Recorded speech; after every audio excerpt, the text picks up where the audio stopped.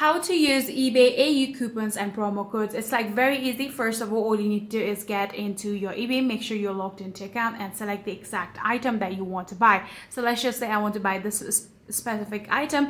Now what you're going to do is tap on buy it now and go along with the process of your checking out, right? So when you do that, you need to select your payment method, and then so after selecting your payment method, you'll go along with the process, right? So here you can see this is your total order. So in here you'll be able to find a promo code option around here. So in here, after selecting your payment method, here you'll be able to see the option of gift cards and voucher or coupons, right? Simply tap on that one. All you need to do is add in the promo code just here and tap on apply. And then from here, when you go back to the order summary, here are like your discounted